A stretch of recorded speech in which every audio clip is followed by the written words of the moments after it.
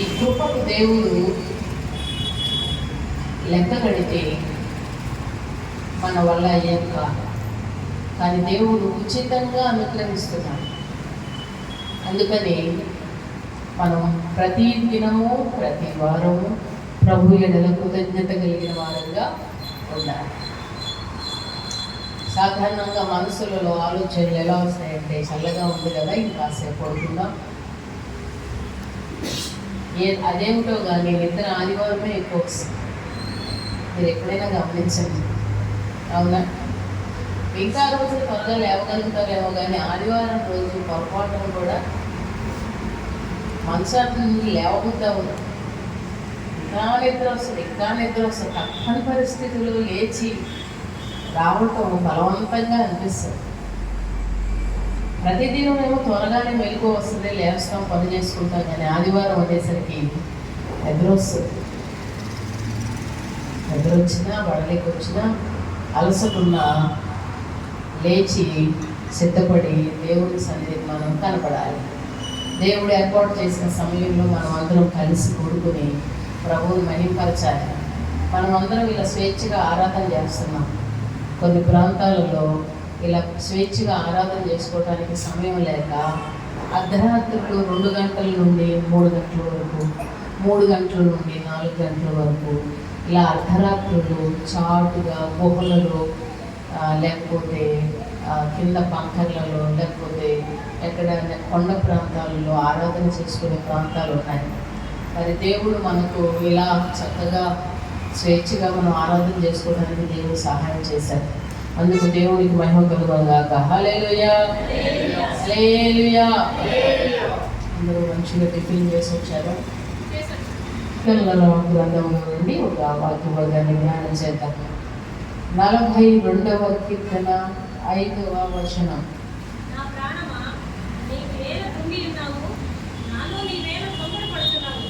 తొందరపడతామా?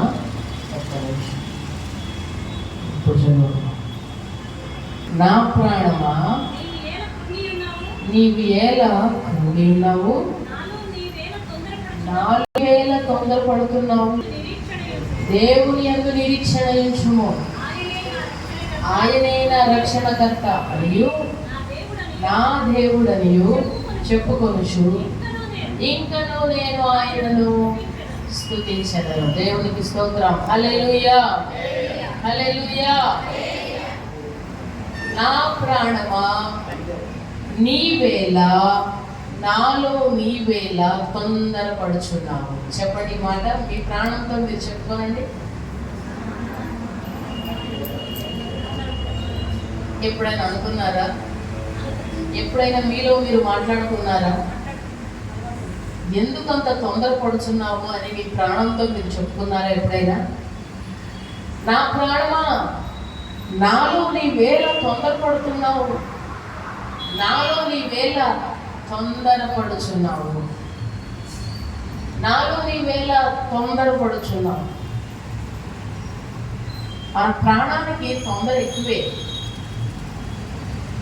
తొందర అనగా కంగారుగా, త్వరగా మనం ఆశించినది జరగాలి అని కోరుకున్నప్పుడు, మనం అనుకున్నది జరగాలని కోరుకున్నప్పుడు మనం తొందరపడటం సహజమే. అయితే కొన్ని తొందరపాటులు మన జీవితానికి మంచిది కావు. కొన్ని విషయాల్లో తొందరపడాలి, కొన్ని విషయాల్లో నెమ్మదిగా ఉండాలి. ఇక్కడ భక్తుడు అంటాడు, నా ప్రాణమా నీవు నాలో తొందరపడిపోతున్నావు. ఈ తొందర దేని గురించిన తొందర అంటే, ఈ తొందర ఆయనలో కలిగే తొందర ఏమిటి అని అంటే,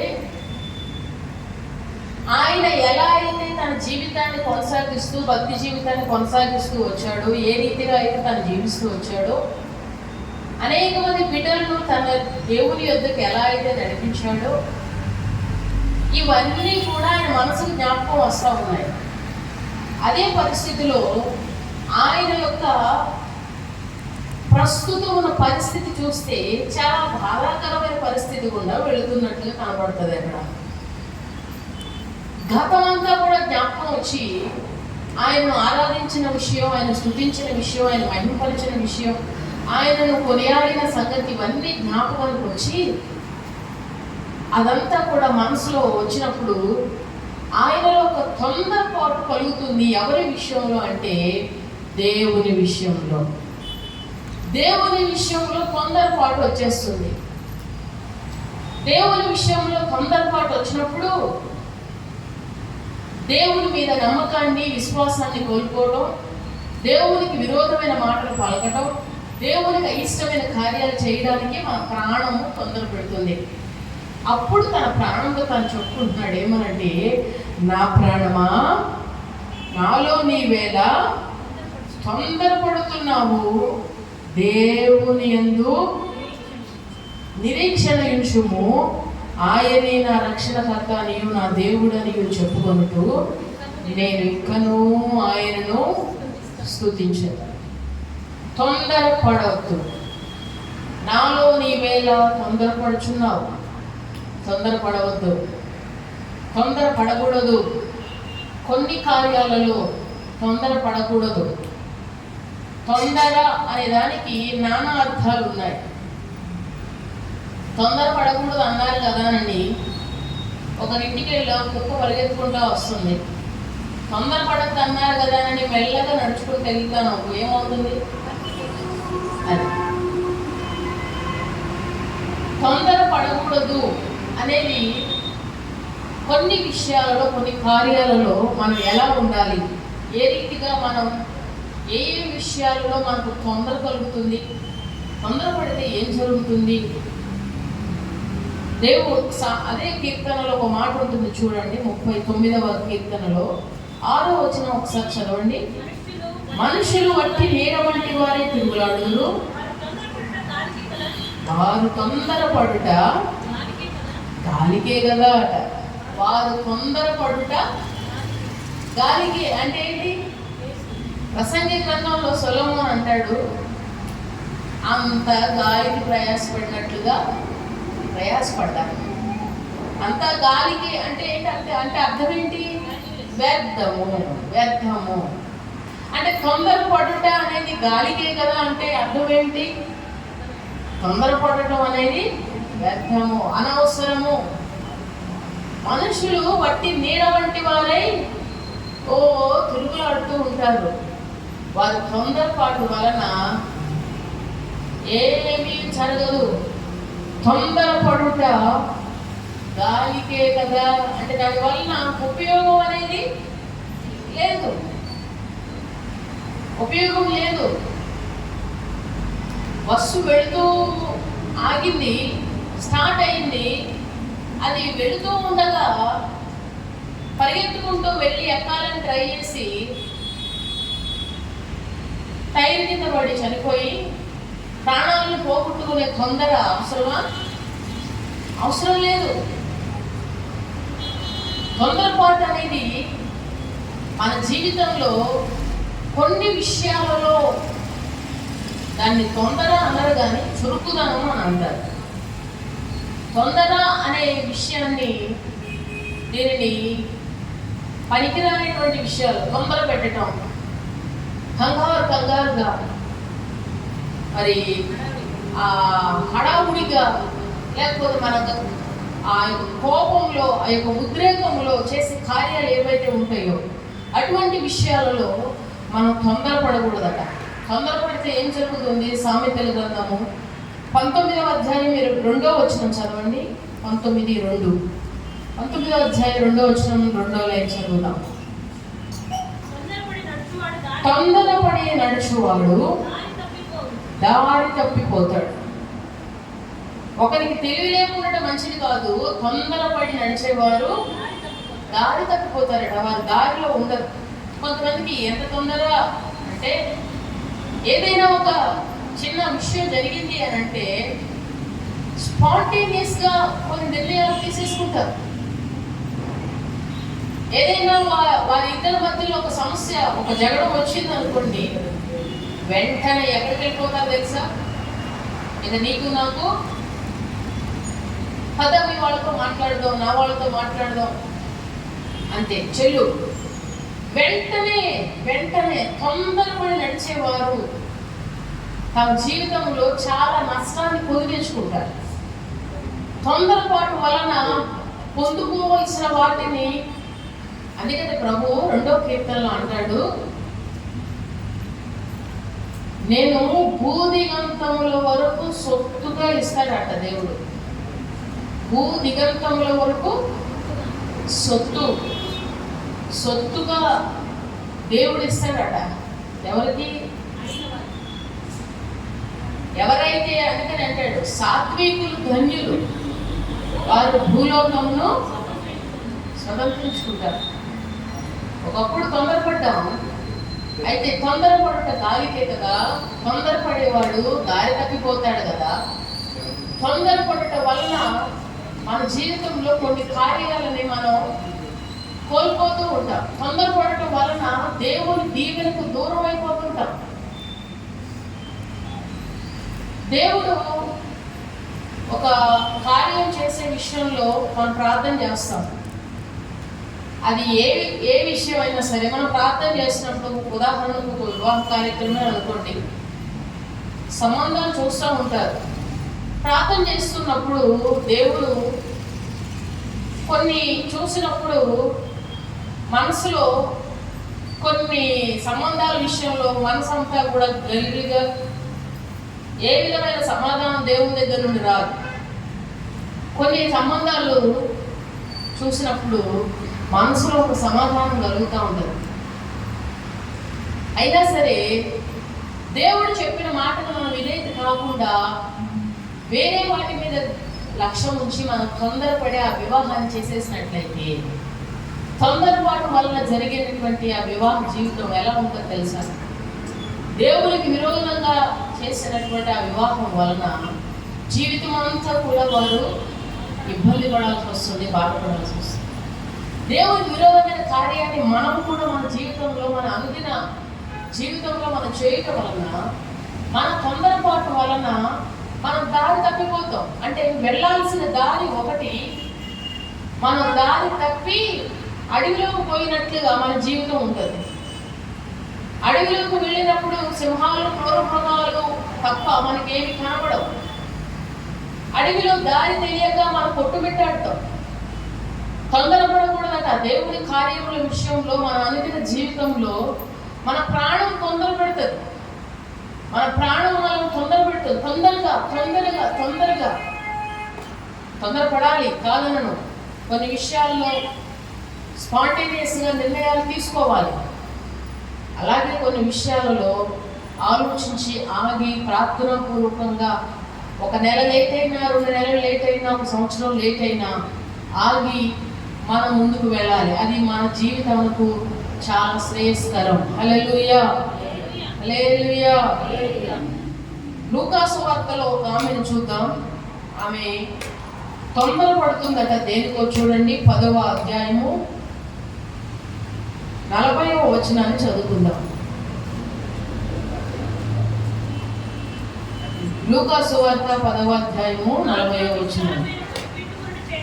మార్త విస్తారమైన పని పెట్టుకున్న చేత తొందరపడి ఆయన ఎత్తుకు వచ్చి, ప్రభువా, నేను ఒంటరిగా పనిచేయుటకు నా సహోదరి నన్ను విడిచిపెట్టినందున నీకు చింతలేదా? నాకు సహాయం చేయమని ఆమెతో చెప్పుమనెను. చాలు. అక్కడ మీరు 38వ వచనం చూస్తే, మార్త అను ఒక స్త్రీ ఆయనను తన ఇంట చేర్చుకొనెను అని ఉంటుంది. మంచిదే. యేసు ప్రభు వారిని ఆయన ఒక గ్రామంలో ప్రవేశించినప్పుడు ఆయనను ఆమె ఇంట చేర్చుకుంది. మా ఇంటిలోనికి రండి అని పిలుచుకుంది. మార్త అనేటువంటి స్త్రీ, మార్త, మరియా, లాజరు, వీరు ముగ్గురు ఒక కుటుంబానికి చెందినవారు. మార్త అనే ఈమె యేసు ప్రభు వారిని, ప్రభు మా ఇంట్లోకి రండి. సాధారణంగా మాస్టర్ గారు పలానా కాలనీలోకి వచ్చారు అంటే మా ఇంటిలోకి కూడా రండి అని చెప్పి మనం ఆహ్వానిస్తాం. మంచిదే, నువ్వు ఆహ్వానించావు కదా, చాలా సంతోషం. ఆహ్వానించిన తర్వాత చేయవలసిన కార్యం ఏంటో తెలియదు చాలా మంది. ఆహ్వానించిన తర్వాత ఆయన వచ్చాడు, కూర్చున్నాడు. ఆయన సహోదరి అయిన మరియా ఆయన దగ్గర కూర్చొని మాట్లాడుతూ ఉంది. ఈమె ఏం చేసింది? మామూలు పని కాదు, విస్తారమైన పని. నేను అనుకుంటానికి ఆ రోజే బిర్యానీ చేయాలనుకున్నదో, లేకపోతే ఆ రోజే రకరకాల కూరగాయలు చేయాలనుకున్నదో, లేకపోతే రకరకాల వంటలు చేయాలనుకున్నదో, ఫ్రైలు, పులుసులు, ఇగుర్లు, చారులు, ఇంకా తాలింపులు, చట్నీలు అన్నీ. దేవుడు నా ఇంటికి వచ్చాడు కనుక అన్ని పనులు పెట్టుకోండి. ఒక ప్రక్క ఆయనకి పెట్టాలి అనుకున్నాను. నాకు పని అంటే ఇక అదే ఉంటుంది నాకు తెలిసి. లేదా మరి ఏం పనో దేవునికి పెట్టాలి అనే ఆలోచన ఉన్నది ఒక ప్రక్క. అక్కడేమో స్పాంటేనియస్గా అప్పటికప్పుడు వచ్చారు. అప్పటికప్పుడు ఇంట్లో అన్నీ ఉండొచ్చు, ఉండక అప్పుడేమొస్తుంది చెప్పండి? నవ్వు వస్తుందా? మన పిల్లలు చూసి ఇలా నవ్వుతామా? ఎక్కడున్నావురా? అర్థమవుతుందా? ఇక ఫోన్లు చేసాము అని అంటే ఇంకా అటు సైడ్ లాంగ్వేజ్ వేరుగా ఉంటుంది. ఇక ఇటు పిల్లలతో తొందరపాటు వచ్చేస్తుంది, కోపం వచ్చేస్తుంది. ప్రశాంతంగా ఉన్నాము, మొక్క కాస్త ఎలా మారిపోతుంది. అప్పుడు ఒకసారి ఫోటో తీయాలి. ఆ సమయంలో ఫోటో తీసి చూపించాలి ఎలా ఉన్నదనేది. ఫేస్ ఎలా ఉంటుంది అని అంటే ఇక అదంతా అదో టైపు సాతానికి చెల్లెల్లాగా ఉంటుంది. ఆ రకమైనటువంటి మొహం పెట్టుకుని చికాకు, కోపము, విసుగు, అటు ఇటు ఈలోపే ఆ చేతిలో ఉన్నాయి జారిపోతూ ఉంటాయి. ఆ మోతకి తలనొప్పి. ఇక ఎట్లా ఉండదంటే కోపం వచ్చేస్తుంది. ఇప్పుడు ఈ కోపం అంటే ఎవరి మీదకి వచ్చేసింది? ఎవరి మీదకి వచ్చింది చెప్పండి? కూర్చుని చక్కగా వాక్యం ఏంటన్నా ఆమె మీదకి వచ్చింది కోపం. ఆమె అంటది ఇక డైరెక్ట్గా చెల్లెలతో పాటు అసలు ఇంటిలోకి పిలిచి కూర్చోబెట్టిన ఆయన మీద కూడా కొంచెం కోపము షిఫ్ట్ అయిపోయింది. ఏమనంటే ప్రభా అసలు నీకు చింత లేదా అంటుంది. చింతపడేది నువ్వు, చింత పెట్టుకున్నది నువ్వు ఆయన్ని చింత లేదా అంటుంది. అసలు ఈమె చూడండి, నీకు చింత లేదా, నీకు బాధ లేదా, నేను ఇన్ని పనులు చేస్తా ఉన్నానయ్యా, నీకు చింత లేదా అని అక్కడ కూర్చోబెట్టుకున్నావేంటి? నాతో కూడా పనులు మీరిద్దరు పనులు చేసుకుంటుంటే కూర్చుని ఆయన ఏం చేయాలి? ఇంటికి పిలిచింది ఎందుకు? కొన్ని గృహాలు నాకు తెలుసు, వెళ్తామా పాస్టర్ గారు వచ్చారని వందనం చెప్తారు, తర్వాత అరగంట దాకా అడ్రస్ నాకు ఆ రూమ్లోకే వెళ్తుందో, బయట కట్టించంటే వెనక రూమ్ కట్టించంటే వెళ్ళిపోతారో తెలియదు. కానీ మేము గుమ్మం దగ్గరే ఉంటాం, పొరపాటు కూర్చుని కూడా వెళ్ళి కూర్చోలేదు కొన్ని గృహాలు. మరి ఆనందం తట్టుకోలేక కట్టించంటే పాల ప్యాకెట్తో వెళ్ళిపోయి, ప్యాకెట్ లేదని పెరుగుకి వెళ్ళిపోయి, అటు అది లేదని చెప్పేసి ఇంకెక్కడికో వెళ్ళిపోయి వాళ్ళు ఊరంతా తిరిగి వచ్చేసరికి మాకు కనీసం కూర్చోడానికి కుర్చీ కూడా లేక నిలబడే పొజిషన్లో కొన్ని చోట్లకు వెళ్ళినప్పుడు వందనాలు అంటారు. తర్వాత మళ్ళా కనపడు. మేము ఎందుకు వచ్చాము, ఏ ఉద్దేశం, దేని కొరకు వచ్చాము అనేది వాళ్ళకి తెలీదు. ఏదైనా ఒక మాట చెప్పేదానికి వచ్చారా, అది ఏంటి అనేది తెలుసుకోకుండా ఇక వాళ్ళ పనిలో వాళ్ళు ఉంటారు. మంచిదే, వచ్చిన వారికి టీ ఇవ్వాలనో లేకపోతే పాలు ఇవ్వాలనో ఏదైనా టిఫిన్ పెట్టాలనో ఉన్న ఆలోచన మంచిదే. కానీ తెలుసుకోకుండా తమ పనుల్లో పడి వాళ్ళు వెళ్ళిపోతూ ఉంటే దేవుడు తీసుకొచ్చిన వర్తమానం మిస్ అవుతారు, దేవుడు తీసుకొచ్చిన మాటలను మిస్ అవుతారు. తొందరపడటం వలన ఏం జరుగుతుందో తెలుసా? తొందరపడటం వలన మార్తకు దేవుడి మీద కోపం వచ్చింది. మార్తకు దేవుని మీద కోపం వచ్చి, ప్రభువా నీకు చింతలేదా,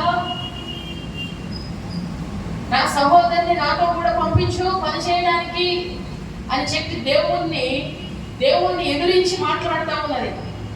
నాకు సహాయం చేయమని ఆమెను చెప్పమని ఆమెను విడిచిపెట్టామని అంటుంది. ఒకవేళ దేవుడు ఆమెను విడిచిపెట్టాడు అనుకోండి, వీళ్ళిద్దరూ కలిసి పనిలో ఉంటారు. దేవుడిని ఎందుకు ఇన్వైట్ చేసినట్లు, దేవుడిని ఎందుకు ఇంటికి ఇన్వైట్ చేసినట్లు?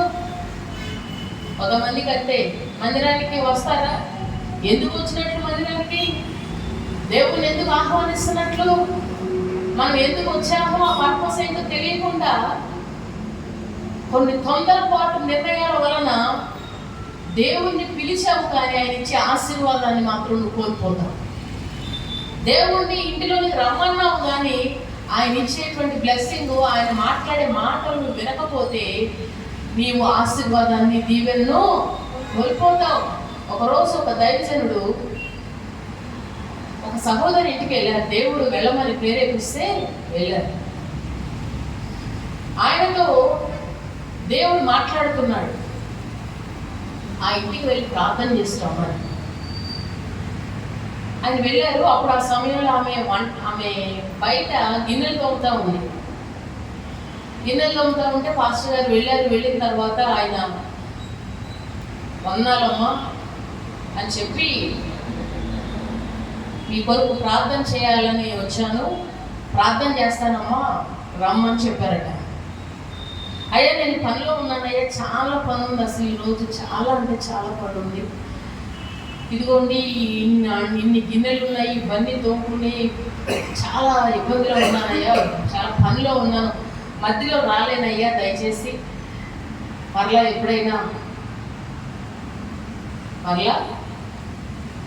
ఎప్పుడైనా చేయించుకుంటానయ్యా అని చెప్పిందని. కాదమ్మా రామ్మ, ఒక్క నిమిషం ప్రార్థన, దేవుడు నాకు ప్రేరణ ఇస్తున్నాడు మీ ఇంటిలో ప్రార్థన చేయమని, మీరు రండి అని చెప్పినప్పుడు ఆమె అదే చెప్తుంది కానీ అక్కడి నుంచి లేచి మాత్రం రావట్లేదు. ఆమెకు చాలా పని ఉన్నది, ఆమెకు ఏదో ఉన్నది, ఆమె రాలేదు. సరే దైవ సేవకుడు యథావిధిగా ఆయన తిరిగి వచ్చేసారు. ఇక ఆయన కార్యక్రమంలో ఆయన ఉన్నారు, ఆయన పనిలో ఆయన ఉన్నారు. తర్వాత 2 రోజుల తర్వాత తెలిసిన విషయం ఏంటి అంటే, ఆమె యొక్క పెద్ద కుమారుడు రోడ్డు యొక్క యాక్సిడెంట్లో మరణించాడని ఆ మరణ వార్త దైవ సేవకులకు తెలిసింది. అది తెలిసినప్పుడు ఆయన చెప్పారట, ఇంటిలో జరగబోయే కీడు తప్పించేదానికి దేవుడు నన్ను పంపించాడు. ప్రార్థన చేసినప్పుడు దేవుడు ఆ కీడు తప్పించడానికే పంపించాడు.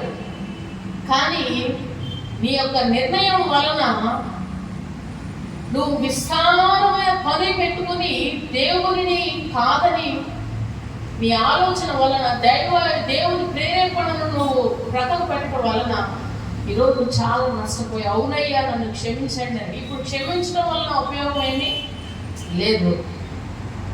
చాలాసార్లు మన పనిపాటుల వలన దేవుని యొక్క దీవెన, ఆశీర్వాదాన్ని, సమృద్ధిని కోల్పోతాం. పనులు పెట్టుకోవద్దు అని అంటలేదు, అయితే విస్తారమైన పనుల వలన తొందర కలుగుతుంది. హల్లెలూయా. ఏం కలుగుతుంది? తొందర. ఇప్పుడు ఆదివారం ఉన్నది, బాగా ఎగ్జాంపుల్ వినండి. ఆదివారం ఉన్నది, ఈరోజు ఏం టిఫిన్ చేయాలి? ఈరోజు గారెలు ఉండాలా? ఈరోజే పూరీలు చేయాలా? ఈరోజు ఏం చేయాలి? నన్ను అడిగితే దేవుని బిడ్డలైన వారు, మిగిలిన వారు ఈరోజే అన్ని చేసుకోవచ్చు.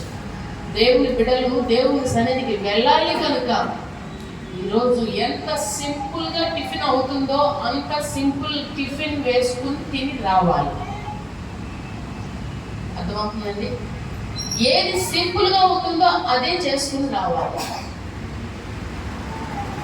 ఇంటికి వెళ్ళిన తర్వాత మధ్యాహ్నం మీ ఇష్టం, కానీ దేవుని సన్నిధికి నీవు టిఫిన్ లేదా నీవు యొక్క భోజనాన్ని బట్టి నీవు దేవుడిచ్చే ఆశీర్వాదాన్ని, ఆరాధనను, దేవుని సన్నిధిని నీవు కోల్పోకూడదు. అర్థమవుతుందా? చాలా మంది ఇంట్ల దగ్గర ఇలాంటి కార్యక్రమాలన్నీ పెట్టుకుని కార్యక్రమాలని పెట్టుకోవద్దని అంటలేదు. నీకు ఒక ప్లానింగ్ ఉందా, చేసుకోవాలనుకుంటున్నావా, అయితే త్వరగా లేచి సిద్ధపరచుకో. ఆ సమయానికి మనం చేసి, ఆ సమయానికి మనం రెడీ అయ్యి, ఆ సమయానికి మనం రావాలంటే ఖచ్చితంగా తొందరపాటు వస్తుంది. తొందరపాటు వలన దారి తప్పుతాం. అది నోటి మాట ద్వారా కావచ్చు, కోపం చికాకు ద్వారా కావచ్చు, మనసు గందరగోళం అయిపోతుంది, ప్రశాంతతను కోల్పోతాం, నెమ్మదిని కోల్పోతాం. మన ఇంటిలో మనం ముందుగానే చెప్పుకోవాలి, ఆదివారం రోజు పగలు మాత్రం ఏ కోరికలు కోరవద్దు. మధ్యాహ్నం కానీ సాయంత్రం కానీ మిగతా వారాలలో మీ బిడ్డలకు, మీ ఇంటి వారికి కావలసిన రీతిలో మీరు వండి పెట్టుకోనండి. ఆదివారం పగలు మాత్రం సింపుల్గా చక్కగా లైట్గా బ్రేక్ఫాస్ట్ చేసి హ్యాపీగా దేవుని సన్నిధికి వచ్చి దేవుని స్తుతించుదాం. హల్లెలూయా. ఆ రోజు లేచిన ఒక సహోదరి తెలుసు, ఆమె ఇంటిలో ఆమె ఒక్కటే ఉంటుంది. ఏమి చేస్తారో తెలియదు. ఎప్పుడు మరి ఆదివారం పగలే, ప్రొద్దున పూటనే అన్ని కార్యక్రమాలు, అన్ని గదులు తుడిచి ఆ రోజే అన్ని కట్టెలు తీసి, ఆ రోజే అన్ని డోర్ మ్యాట్లు తీసి, ఆ రోజే అన్ని పనులు పెట్టుకుని ఎప్పుడో వస్తుంది ఆమె మందిరానికి.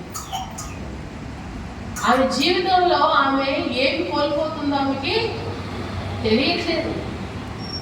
ఏమి కోల్పోతుందో ఆమెకు తెలియట్లేదు. దేవుని యొక్క ఆశీర్వాదం, దేవుని మాటను మనం కోల్పోతే, దేవుడు మన ఇంటికి వచ్చినప్పుడు ఆయన యొక్క ఆశీర్వాదాన్ని కోల్పోతే, దేవుని మాట మనం వినకపోతే, దాని ద్వారా మనం దైవాలను దూరంగా ఉంటాం. అందుకని తొందరపడేవారు దారి తప్పిపోతారు. విస్తారమైన పనిపాట్లు పెట్టుకోకూడదు. విస్తారమైన పనుల వలన తొందర కలుగుతుంది. సరే, ఇంకొకటి, మన ఇంట్లో ప్రార్థనలు పెట్టుకుంటాం, ప్రార్థనా సమయాలప్పుడు కూడా, లేకపోతే మన ఇంట్లో ప్రార్థన సమయం ఉన్నది, త్వరగా చేసుకుని ముగించుకోవాలి చేయగలిగితే, లేదా దానికి తగినట్లుగానే మనం చేసుకోవాలి.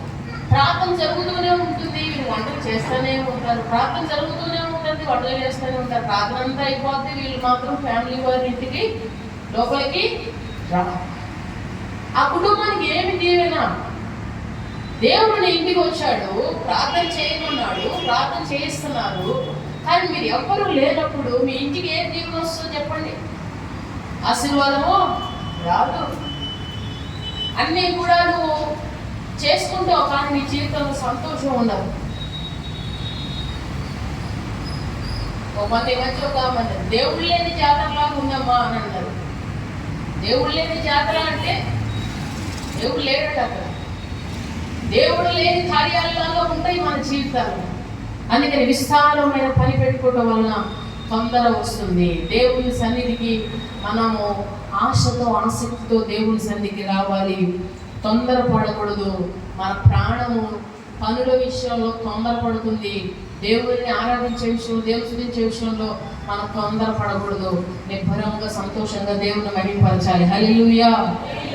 అలాగే న్యాయాధిపతుల గ్రంథంలో 16వ అధ్యాయం 16వ వచనం చూద్దాం. చూడండి, న్యాయాధిపతుల గ్రంథము 16వ అధ్యాయం 16వ వచనం. అక్కడ ఒక స్త్రీ కనబడుతుంది. ఆమె సంసోనును తొందరపడుచున్నట్లుగా అక్కడ మనం చదువుతాం. ఆమె అనుదినము మాటల చేత అతని బాధించుచు తొందర పెట్టుచున్నందున అతని ప్రాణం విసిగి చావగోరెను. ఆమె అనుదినం మాటల చేత అతని బాధించి తొందర పెడుచున్నందున అతని ప్రాణం విసిగి చావగోరెను. మాటల చేత బాధించి తొందర పెడుచున్నది. మాటల చేత బాధించి తొందర పెడుచున్నది. మాటల ద్వారా తొందర, నేను చెప్పేది మాటల ద్వారా బాధించి తొందర పెట్టుట అంటే, నీ యొక్క బలానికి ఉన్న రహస్యం ఏంటి నాకు చెప్పు, నీ యొక్క బలానికి ఉన్న రహస్యం ఏంటి నాకు చెప్పు, నీ యొక్క బలానికి ఉన్న రహస్యం ఏంటి నాకు చెప్పని పదే పదే ఆ వ్యక్తిని తొందర పెడతా ఉన్నాడు. ఒకసారి ఒక విషయం చెప్పాము అని అంటే మరలా ఇంకొకసారి జ్ఞాపకం చేయాలి. కానీ పదే ఒకే విషయాన్ని సంగతి గురించి ఎక్కువగా మాట్లాడుట, ఎక్కువగా బాధించుట, ఎక్కువగా తొందర పెట్టడం వలన ఆ మనుషులను కోల్పోయే ప్రమాదం ఉన్నది. ఒక సబ్జెక్ట్లో ఫెయిల్ అయ్యారు, ఒక సబ్జెక్ట్లో ఫెయిల్ అయిన బిడ్డని ఫెయిల్ అయ్యో సబ్జెక్ట్ పోయింది అని చెప్పి పదే మాటలతో బాధించినప్పుడు ప్రాణము విసిగి చావడానికి సిద్ధమైపోతారు. కోరలో ఏదో సంథింగ్ మిస్టేక్ అయింది, పదే అదే మిస్టేక్ ని ప్రతిసారి అనడం వల్ల ప్రాణం ఏమవుతుంది? విసిగిపోతుంది. పిల్లల ద్వారా కొన్ని తప్పులు జరుగుతాయి. పదే జరిగిన తప్పులను మరలా దాన్ని రిపీట్ చేయటం వలన ప్రాణం ఏమవుతుంది? విసిగిపోతుంది. బాధపడి వారి ప్రాణము విసిగిపోతుంది. అందుకనే మాటల ద్వారా మనం తొందర పెట్టకూడదు ఎవరిని కూడా, దేని విషయంలో కూడా.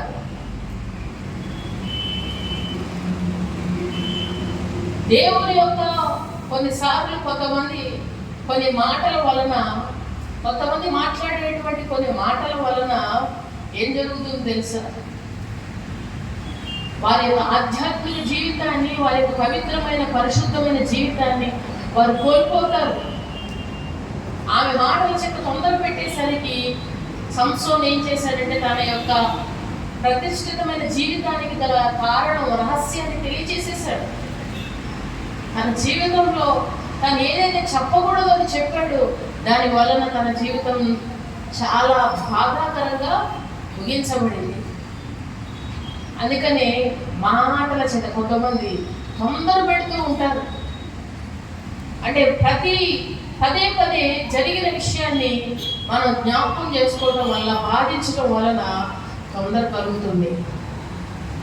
లూకా సువార్తలో ఒక సహోదరి, ఆమె ఒక న్యాయాధిపతి దగ్గరికి వెళ్ళట, పదే మాటికి అడుగుతూ వచ్చిందని, మాటికి నాకు న్యాయం చేయమని అడుగుతూ ఉన్నదని ఒక అధ్యాయంలో ఆ మాట చదువుతాం.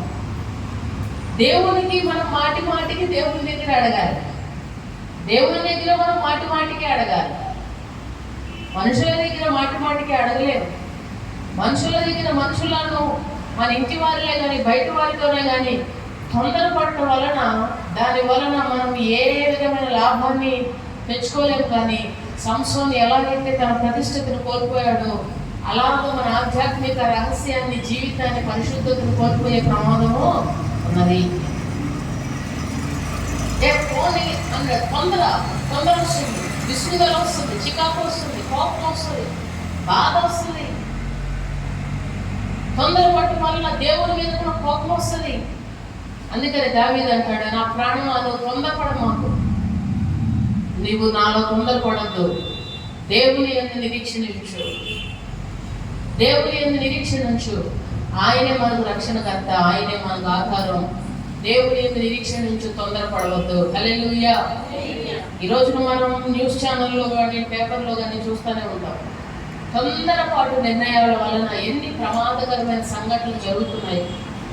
తొందరపాటు నిర్ణయాలు, ఏమి మనసులో బాధ కలుగుతుందో ఏమో తెలియదు, ఏమి మరి మనసులో వారి ఆలోచనలు ఎలా ఉంటాయో ఏమో తెలియదు.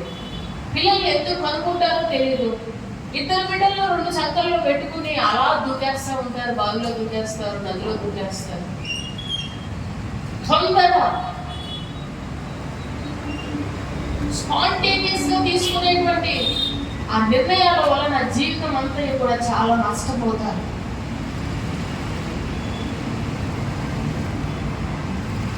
చచ్చిపోదామని అనిపిస్తుంది, అక్కడికి వెళ్తుంది, గ్యాస్ బండ్ దగ్గర అది ఆన్ చేస్తుంది, దాన్ని వెలిగిస్తుంది. మళ్ళీ అది ఒళ్ళు కాలిపోతున్నప్పుడు ఏమంటారు? మళ్ళీ కాపాడండి.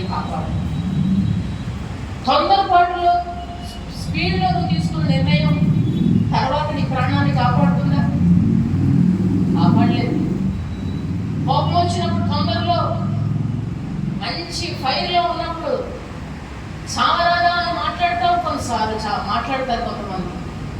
అదే మాట అవతల వాళ్ళు తీసుకుని నిజంగానే అలా చేస్తే ఈ తొందరపాటు వలన ప్రాణము పోతుంది. కనుక తొందరపడుట గాలికే వ్యర్థము. తొందరపడటం వల్ల కుటుంబాలు దారి తప్పుతాయి. తొందరపడటం వల్ల జీవితమే దారి తప్పిపోతుంది. తొందర పడకూడదు. దేవుని యందు నిరీక్షణ ఉంచాలి. కృంగిపోకూడదు. ఓపిక తెచ్చుకోవాలి, ధైర్యం తెచ్చుకోవాలి, ఆయనను స్తుతించాలి. దేవుడు తప్పకుండా మన జీవితాలలో కార్యం చేస్తాడు. ఒకరోజు యేసు ప్రభు వారు ఆయన శిష్యులు పడవలో వెళ్తూ ఉన్నారు. శిష్యులు వెళ్తూ ఉన్నారు, యేసు ప్రభు వారు ఆగారు. వాళ్ళు వెళ్తూ ఉంటే సముద్రం మీద అలలు లేగాయి. వారి దరికి కొంచెం దూరంలో ఉండగా బాగా గాలి తుఫానులు వచ్చి అలలు రేగడం వలన పడవ మునిగిపోవాల్సిన పరిస్థితి వచ్చింది. ఆ సమయంలో యేసు ప్రభు వారు 4 గంటలకి సముద్రం మీద నడుచుకుంటూ వారి దగ్గరికి వెళ్ళాడట. వారు దూరం నుండి చూసి తొందరపడి భూతం భూతం అని చెప్పుకున్నారట. వాళ్ళు ఏమని చెప్పుకున్నారు? భూతం అని చెప్పు. యేసు ప్రభువుని పట్టుకుని తొందరలో ఏమంటారు? ఏమంటారు? భూతం అంటున్నారు. తొందర వచ్చేస్తే ఎవరిని ఏమంటున్నామో కూడా తెలియదు, ఎవరిని ఏం మాట్లాడుతున్నామో కూడా తెలియదు. నాలుగు తిరిగినట్లుగా తిప్పేస్తూ ఉంటాం. ప్రభు అంటున్నాడు, నేనే ధైర్యం తెచ్చుకోండి అని అంటున్నాడు. ఈ రోజున నీ తొందరపాటు ప్రార్థనలో ఉండాలి. మాటి మాటికి ప్రభువుని అడిగి, మాటి మాటికి ప్రభువుని కొనియాడి, మాటి మాటికి ప్రభువుని అడిగి సంపాదించుకునే అక్కడ ఉండాలి. దేవుని సన్నిధికి తొందర ఉండాలి, దేవుని ప్రార్థించడంలో తొందర ఉండాలి, దేవుని కార్యాలలో తొందర ఉండాలి, దేవునిలో ఆరాధించడంలో ఉండాలి. కానీ వ్యర్థమైనటువంటి కొన్ని విషయాలలో అనవసరమైన మాట తొందరపాటు మన జీవితంలో మనం కలిగి ఉంటే దాని వలన కుటుంబాలు నష్టపోయే ప్రమాదం, మన ఆధ్యాత్మిక జీవితాన్ని కోల్పోయే ప్రమాదం ఉంటుంది. కనుక తొందరపడవద్దు. దేవుని యందు నిరీక్షణ ఉంచండి. ఆయనే మన రక్షణకర్త. మనం ఇంకనూ ఆయనను స్తుతించదము. దేవుడి మాటలు దీవించునుగాక.